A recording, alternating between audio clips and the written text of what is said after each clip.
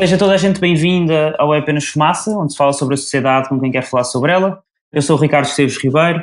Hoje temos como convidado, desde o Rio de Janeiro, José Roberto Toledo, jornalista brasileiro. Trabalhou nos jornais Folha de São Paulo e Estado de São Paulo e hoje trabalha na revista Piauí. É também fundador e ex-presidente da ABRAGI, Associação Brasileira de Jornalismo Investigativo. Bem-vindo. Muito obrigado. A mais recente pesquisa do Instituto Brasileiro de Opinião Pública e Estatística, o IBOP, para a eleição de presidente, divulgada ontem, no dia 24, nós estamos a gravar a conversa no dia 25, mostra Jair Bolsonaro, candidato do Partido Social Livre, com 28% das intenções de voto. É seguro dizer hoje que o atentado que Bolsonaro sofreu no dia 6 de setembro, enquanto fazia campanha em Minas Gerais, beneficiou eleitoralmente? Aparentemente sim, porque ele vinha num patamar em torno de 25% das intenções de voto, um pouquinho para baixo, e depois do atentado ele cresceu e chegou nesse patamar dos 28%, e já são duas pesquisas em seguida que ele aparece com esse número. A gente está esperando a terceira e a quarta para ver. Tem um Datafolha previsto para amanhã e também um outro Ibope para amanhã, e a gente está esperando essas duas pesquisas para confirmar se ele bateu num novo teto, num novo limite para subir, né? Sim, ele ganhou 6 pontos percentuais desde o atentado e, como estavas a dizer, na pesquisa do Datafolha, que foi no dia 20, na quinta-feira da semana passada, teve também 28. Há uma outra pesquisa lançada hoje de madrugada, pelo FSB Pesquisa, ou BTG Pactual, onde ele tem 33% de votos. Achas que esta pesquisa... Desconsidera.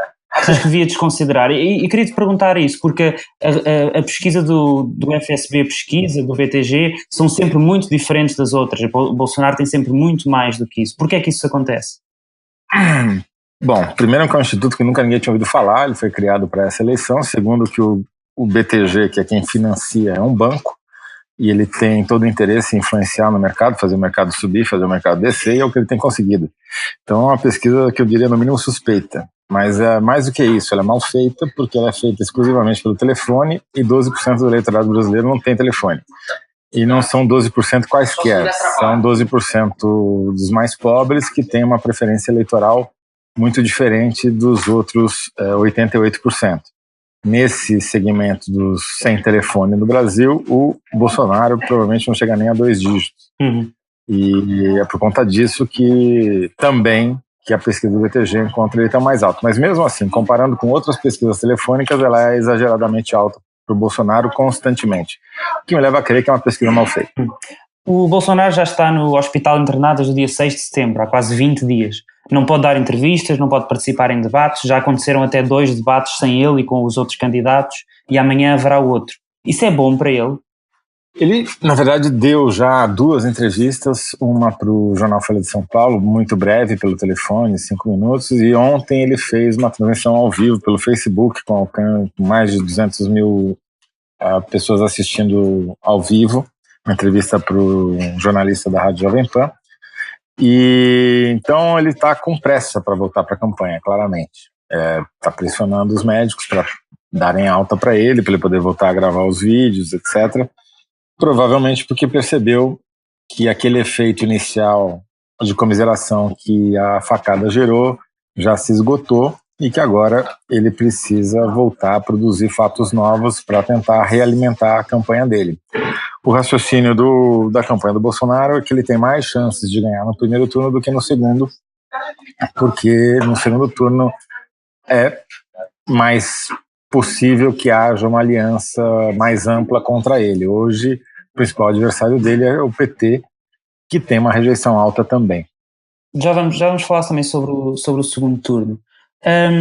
O que é certo é que, se nós compararmos esta pesquisa do IBOP com a anterior, de dia 18, ou seja, a anterior pesquisa do IBOP, Bolsonaro não cresceu nem um ponto percentual, ou seja, fica exatamente com 28%.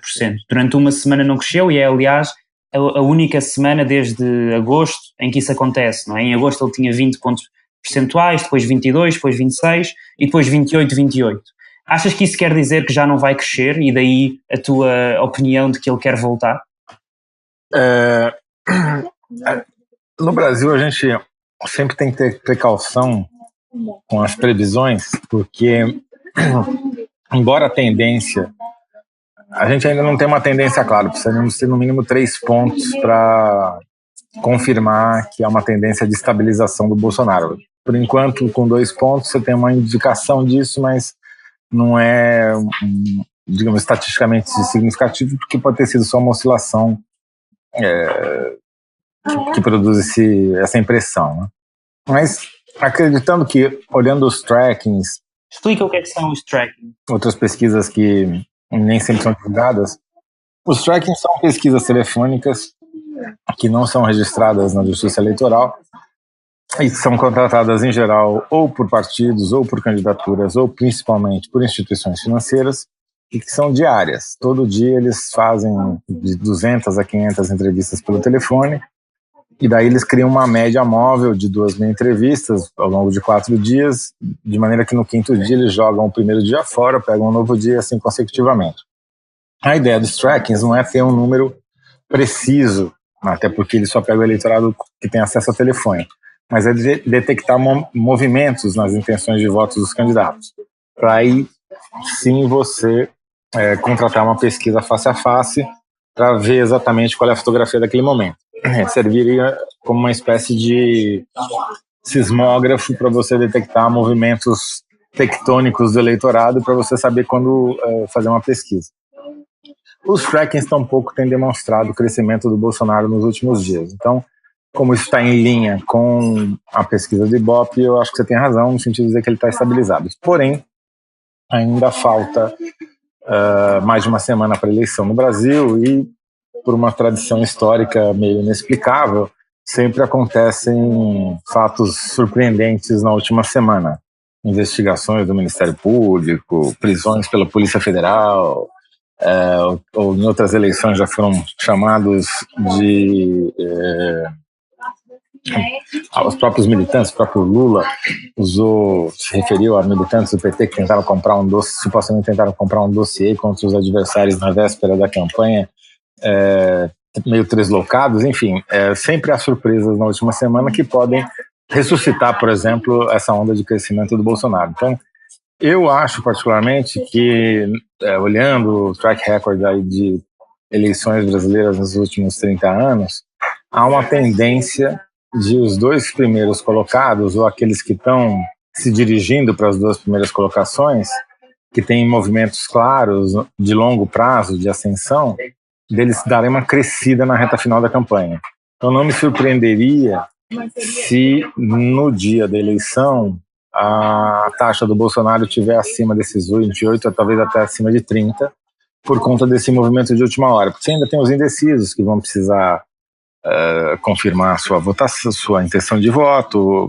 A maioria deles tende a ir para o candidato líder ou para o segundo colocado, então por isso que você tem esse afunilamento e um crescimento abrupto dos 2 primeiros colocados na reta final nos últimos dias.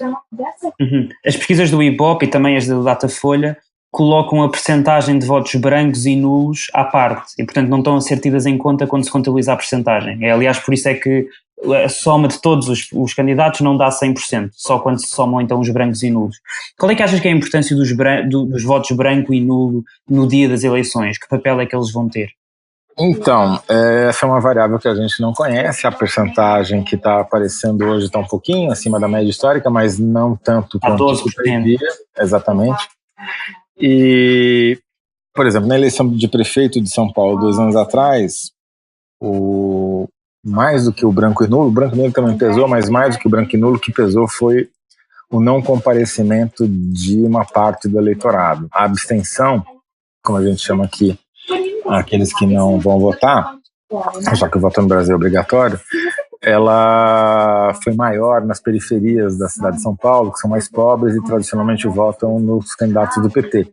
E isso fez com que João Dória, o candidato do PSDB, fosse eleito no primeiro turno na cidade de São Paulo, que é a primeira vez que aconteceu desde que há 2 turnos na eleição na capital. Então, pode ser que uma abstenção grande em alguns redutos, mais do que outros, ou uma taxa de branco e nulo atípica possa influenciar o resultado da eleição e até provocar pequenas diferenças em relação ao que está sendo mostrado pelas pesquisas. Sim, no dia 20 de agosto, a pesquisa do IBOP dava 29% brancos e nulos, e agora tem 12%, teve a baixar significativamente desde o dia 29. A facada teve além de provocar um movimento talvez de simpatia do Bolsonaro, pelo Bolsonaro, ela tirou do armário alguns bolsonaristas que não se declaravam assim, porque vergonha ou por alguma razão. Então, aqueles votos que estariam ocultos por uma espiral de silêncio vieram a público. Talvez isso explicasse esse crescimento que ele teve, ou pelo menos parte desse crescimento que teve desde a facada. Mas teve um segundo impacto também, que foi chamar muita atenção para a eleição. E não só de eleitores do Bolsonaro, como também eleitores contra o Bolsonaro. E isso talvez explique essa queda abrupta da taxa de branco e nulo, porque as pessoas começaram a perceber que elas vão precisar tomar uma posição contra ou a favor.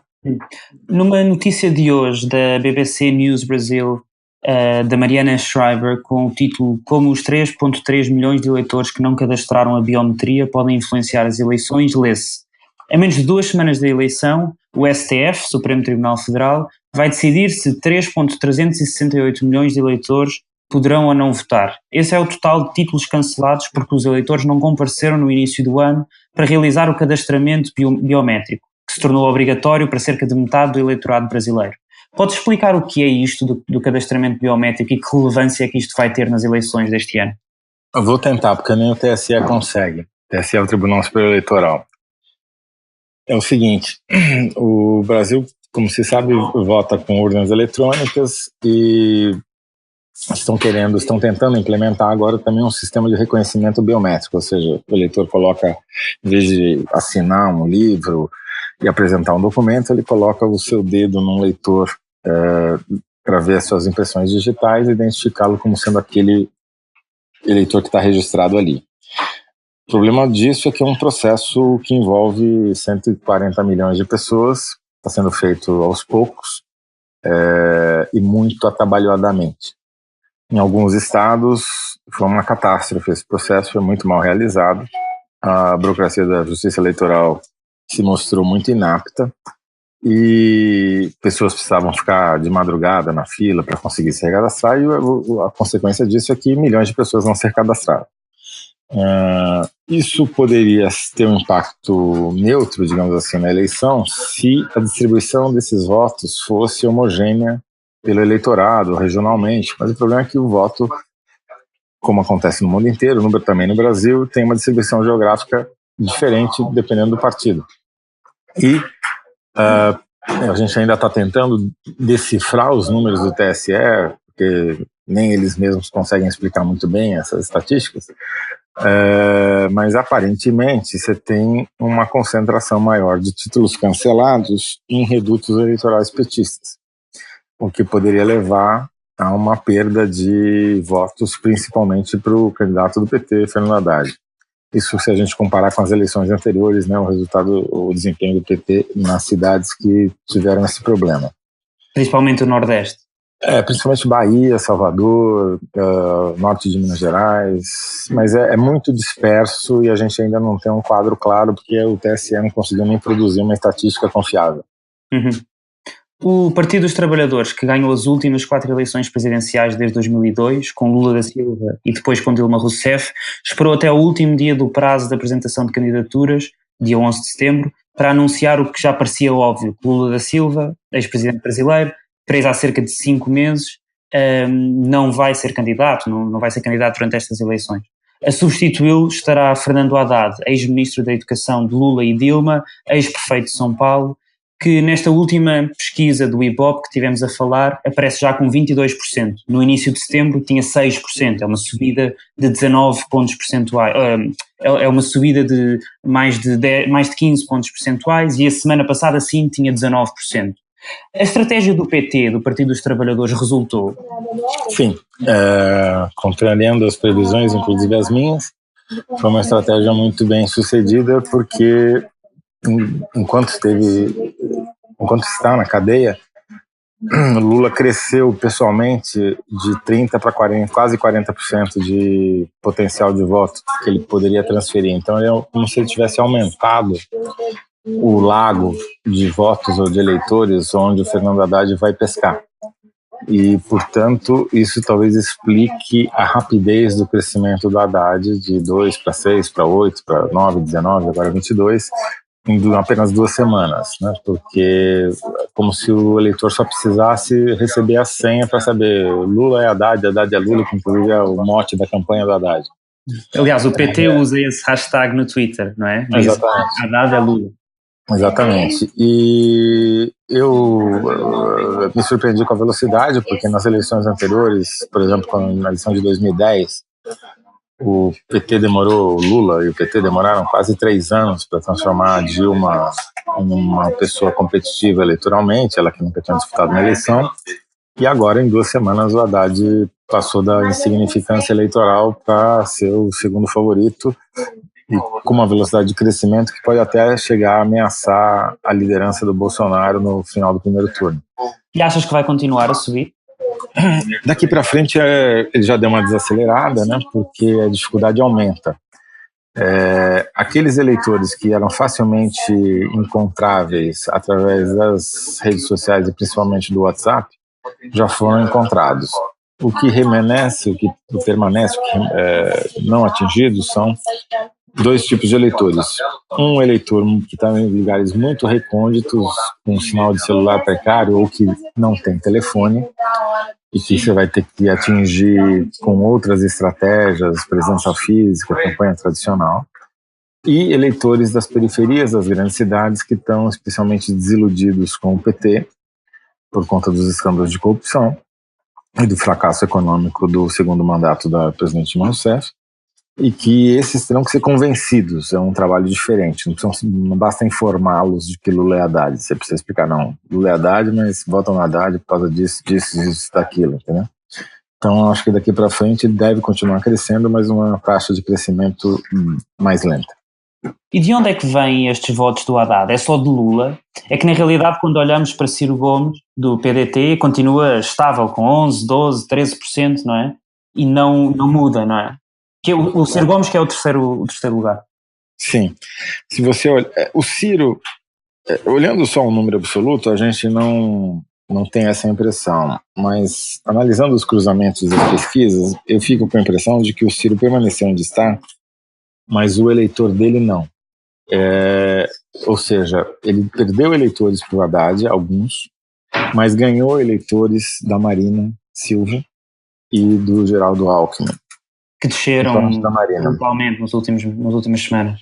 Exatamente, porque ele começou a aparecer como a terceira via mais viável, com alguma chance de enfrentar essa polarização PT e anti-PT representada pelo Bolsonaro. Então, isso, na minha opinião, explica a manutenção do Ciro no mesmo patamar já há algumas pesquisas. E achas que ele tem alguma hipótese de ir ao segundo turno neste momento?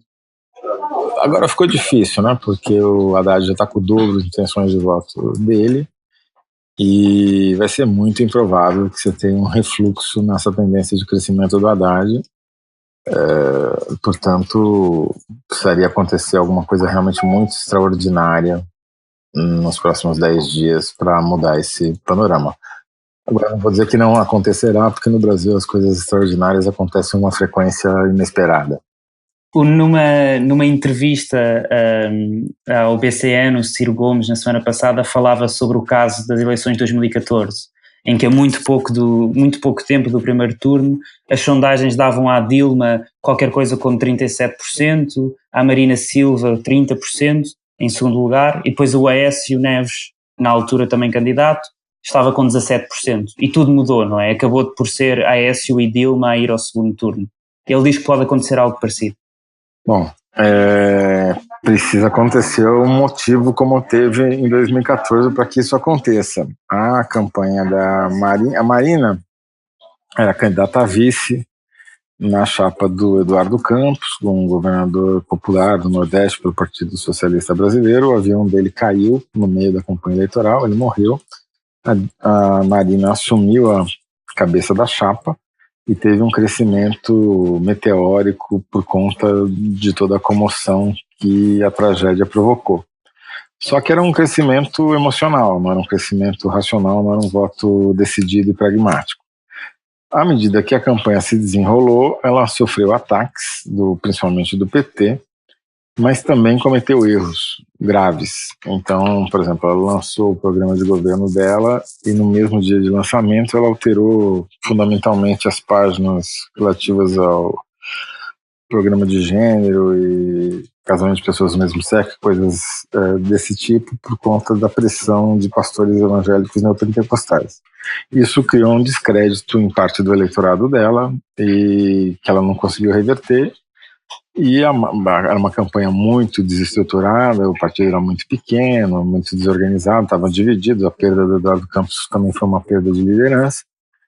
E aí a estrutura do PSDB, que tinha uma campanha mais bem estruturada, um partido com mais capilaridade no Brasil, conseguiu alavancar a campanha dele com base, retomando parte dos eleitores que ele tinha perdido para a Marina e recobrou. Não é nada similar ao que a gente tem hoje. Neste momento o Bolsonaro tem 28%, já falámos sobre isso aqui, e o Haddad tem 22%. Achas que é seguro dizer que vai existir segundo turno? Eu tentei fazer simulações de toda a ordem para ver se seria possível uma definição no primeiro turno. É muito improvável e necessariamente para que isso aconteça é preciso não só que todos os outros, são 12 candidatos, né? Não só os nanicos e anões precisam... Explica o que é isso. Não só os candidatos que têm 0, 1, 2% nas pesquisas precisam virar pó, ou seja, perder esse pouco eleitorado que tem, mas principalmente o Ciro precisa sofrer uma queda importante na reta final para que não haja segundo turno. Eu acho particularmente improvável esse cenário, embora eu não descarte totalmente pelas razões que eu já cansei o seu ouvinte de falar sobre a imprevisibilidade da eleição brasileira. Mas não me parece ser o cenário mais provável. Eu acho que o cenário mais provável é chegar na boca do segundo turno, na boca do primeiro turno, com Bolsonaro na faixa um pouco acima dos 30 e Haddad chegando lá e eles disputando a primeira colocação. A taxa de rejeição do Jair Bolsonaro cresceu de 37% no final de agosto para 46% ontem, na última pesquisa do Ibope. No Datafolha foi de 39% para 43%, um bocadinho menos. O Haddad, por outro lado, cresceu para o dobro daquilo que tinha em agosto. Tinha 16% e agora tem 30%. O que é que isso mostra? Mostra que vai ser uma eleição polarizada, com 2 candidatos com uma alta taxa de rejeição e que, seja quem for vitorioso, o país vai continuar dividido. Sobre o resultado, hoje a taxa do Bolsonaro é mais alta do que a taxa do Haddad, mas essa taxa do Haddad está subestimada por desconhecimento. Ainda tem uma parcela grande do eleitorado que não sabe quem ele é e não associa ele diretamente ao PT. A política brasileira, desde 1994, tem se organizado entre PT e anti-PT. Casualmente, se teve um partido só ocupando o lado do anti-PT até a eleição de 2014, que foi o PSDB, né, do ex-presidente Fernando Henrique Cardoso. De lá para cá mudou tudo, porque o PSDB perdeu essa primazia para um candidato bem mais à direita que ele, que é o caso do Bolsonaro.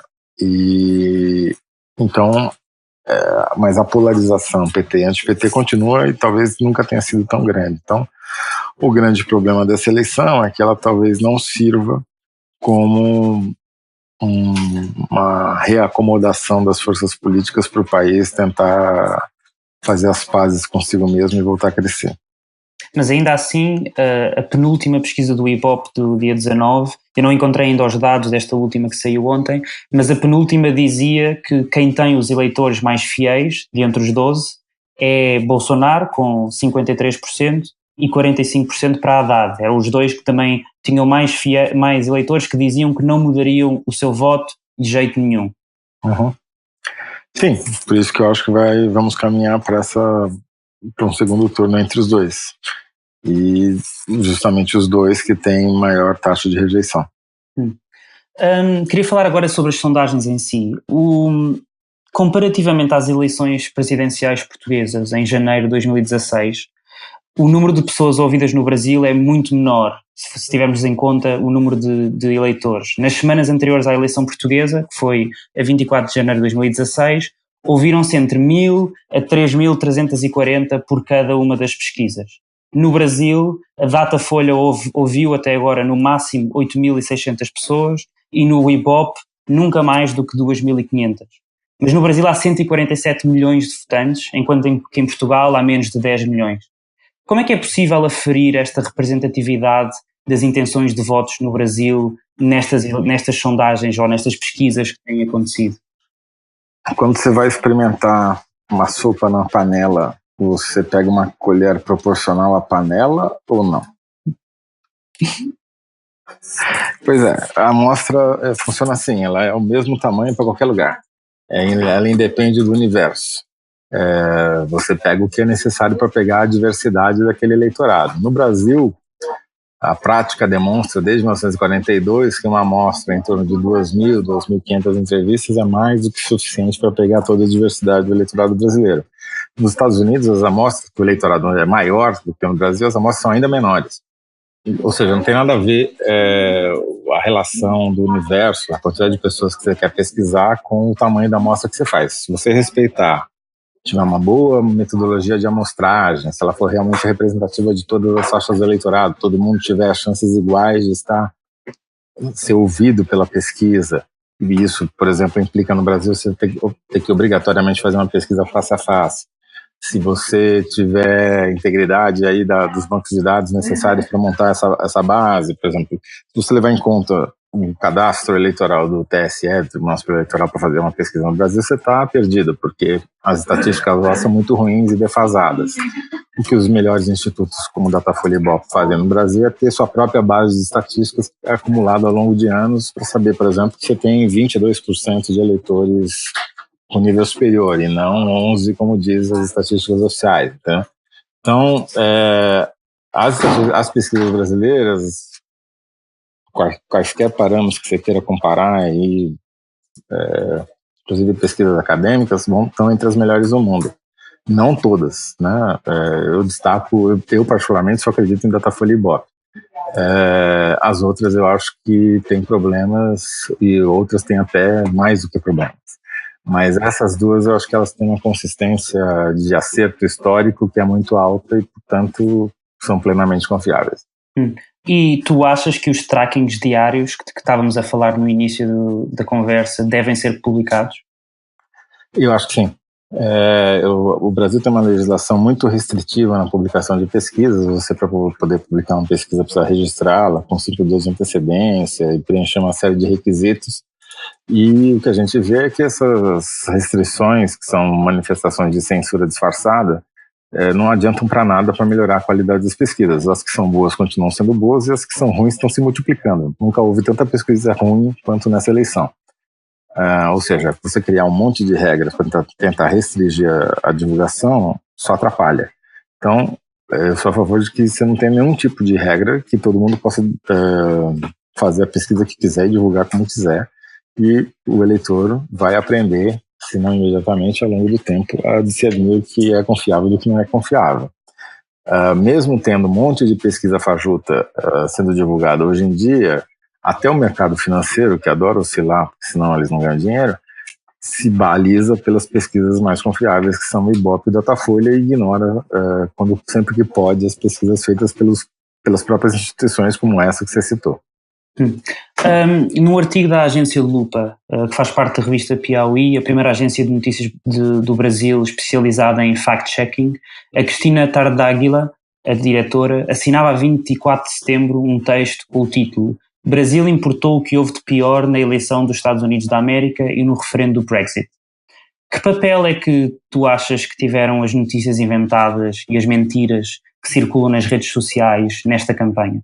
Muito pequeno, muito menor do que o alvoroço todo que se criou antes da eleição, prevendo que ia ser a eleição das fake news.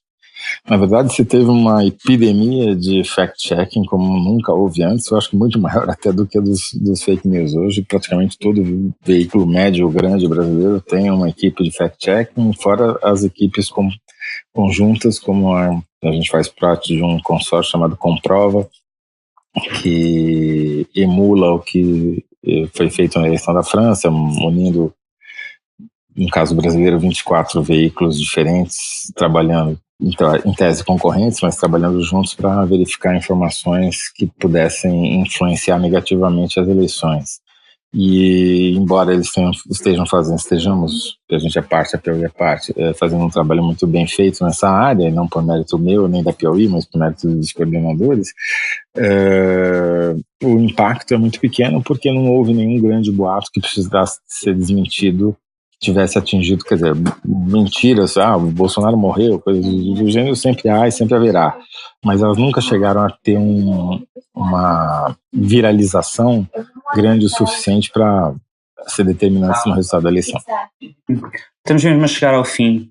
Nas eleições de outubro, agora que vão começar a dia 7, para além do Presidente e do Vice-Presidente da República, são também eleitos os membros do Congresso Nacional, ou Parlamento, 513 deputados federais, 54 senadores, além de 27 governadores de Estado e do Distrito Federal. Qual é que é a importância do Congresso no dia a seguir às eleições para formar governo? Ele é absolutamente fundamental e tem se tornado cada vez mais importante a cada ciclo eleitoral. Ficou provado pelo governo Dilma Rousseff que um presidente que não tiver 172 deputados na Câmara dos Deputados vai cair, independentemente do que ele tenha feito ou não. E nenhum partido brasileiro vai chegar nem perto nem a metade de 172 deputados. Isso obriga qualquer presidente e qualquer partido que ganhe a eleição majoritária, ou seja, a eleição presidencial, ter que necessariamente negociar com a malta de outros partidos que há no Congresso. Hoje nós temos 35 partidos com registro no Brasil, quase 30 com representação na Câmara dos Deputados.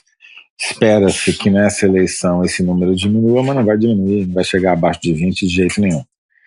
Isso implica necessariamente um governo de coalizão. Um governo de coalizão significa necessariamente barganhas de toda espécie, inclusive as de pior tipo, que provocam escândalos como as do Mensalão e do Petrolão. Então, essencialmente, a estrutura da política brasileira não vai mudar nessa eleição. E tu achas que esse tipo de coligações vai acontecer já, ainda antes do primeiro turno? Então, na eleição proporcional, ou seja, na eleição para a Câmara dos Deputados, por exemplo, você já tem coligações que são diferentes, às vezes, das coligações na eleição presidencial, por exemplo. Dois partidos que não estão coligados para presidente podem se coligar para deputado. Isso já é uma excrescência que deve ser eliminada na outra eleição de 2022. O que acontece é que nenhum partido deve eleger mais do que 60, estourando 70 deputados. E vai ter provavelmente uns 6, 8, talvez até 10 partidos entre 40 e 60. Então, o próximo presidente, seja ele quem for, vai ter que montar uma coalizão recrutando pelo menos metade desses partidos médios para ter uma base parlamentar capaz de aprovar qualquer coisa relevante, especialmente as reformas que são, segundo economistas, tão importantes para a estabilidade do país.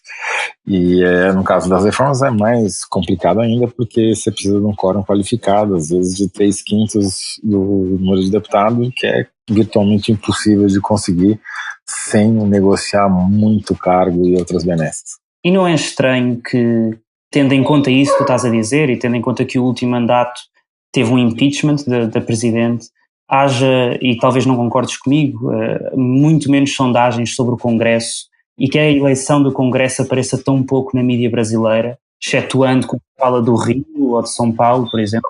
Eu concordo totalmente com você. O problema é que fazer pesquisas sobre eleição parlamentar é muito mais difícil, porque aqui no Brasil não é um sistema distrital. Aqui é um sistema único, que só tem aqui, que você elege por estados, né?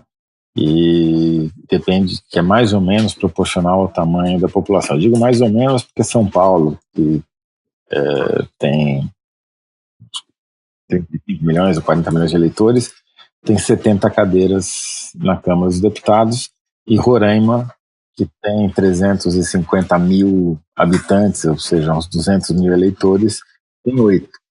Então, um eleitor de Roraima vale umas 10 vezes um eleitor de São Paulo. Fora essa falha de representação, é um sistema muito chato e difícil de explicar para o eleitor como funciona, porque você soma todos os votos que o partido teve para deputado federal, mais os votos de outros partidos que eventualmente estejam coligados a ele, e daí você, a partir disso, você calcula o que a gente chama de quociente eleitoral, que é o número mínimo de votos que um partido precisa para conseguir eleger um deputado. Aí, de cara, você já elimina todos os partidos ou coligações que não alcançaram esse quociente. Daí é uma conta complicada que tem vários turnos, você tem que ficar refazendo a cada cadeira que é preenchida, de maneira que isso é mais um fator que cria alinhamento do eleitor em relação à eleição para deputado, porque nem sempre os mais votados entram. Entendeu? É um sistema um pouco esdrúxulo de eleição. Este foi mais um episódio do É Apenas Fumaça, onde fala sobre a sociedade com quem quer falar sobre ela. Obrigado, José Roberto Toledo, jornalista brasileiro da revista Piauí. Muito obrigado. Fumaça é produzido por Ana Freitas, Bernardo Afonso, Frederico Raposo, Maria Almeida, Pedro Miguel Santos, Sofia Rocha, Tomás Pereira, Tomás Pinho e por mim, Ricardo Esteves Ribeiro. A música é dos Lotus Fever. Ouçam mais episódios em fumaca.pt ou no iTunes, SoundCloud, YouTube, Comunidade de Cultura e Arte, Rádio Universitária do Minho, Rádio Alma das Chelas e também noutras aplicações de podcast. Até já!